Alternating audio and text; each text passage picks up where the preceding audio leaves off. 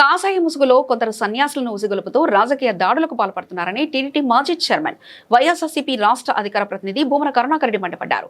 పచ్చపాటికి అనుకూలంగా వ్యవహరిస్తున్న కొందరు సన్యాసులు తన ఇంటి ముట్టడికి యత్నించడం దురదృష్టకరమని ధ్వజమెత్తారు.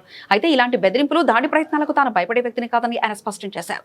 తిరుపతిలోని తన క్యాంపు కార్యాలయంలో మీడియాతో మాట్లాడిన ఆయన టీడీపీలో జరుగుతున్న అక్రమాలు, అవినీతి అంశాలను ప్రశ్నిస్తున్నందుకే తనపై కుట్రలు జరుగుతున్నాయని ఆక్షేపించారు.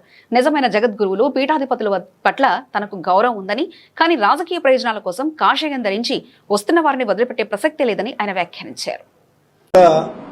2-3 రోజులుగా సనాతన ధర్మం మీద, వెంకటేశ్వర స్వామి ఆలయ ప్రతిష్ట మీద ఎవరో మాట్లాడుతున్నారు అని నా చెవిన వినపడ్డది. నేను ఈ రోజున నా ఇంటిని ముట్టడించటానికి వస్తున్నారు అని కూడా విన్నాను. ఎవరు ఆ జగద్గురువులు? సనాతన ధర్మం మీద అంత గొప్పగా మాట్లాడేటువంటి ఆ జగద్గురువులను దర్శించుకోవాలని నేను కూడా ఉబలాటపడ్డాను.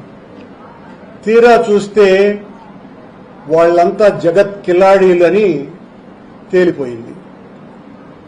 జగద్గురువుల సంగతి దేవుడెరుగు, జగత్ కిలాడీలు తెలుగుదేశం పార్టీ కార్యకర్తలు తమ పసుపు వస్త్రాలను విసర్జించి కాషాయాన్ని ధరించి నా మీద, జగన్మోహన్ రెడ్డి గారి మీద గత 2-3 రోజులుగా విపరీతంగా మాట్లాడుతున్నారు. సన్యాసుల రూపంలో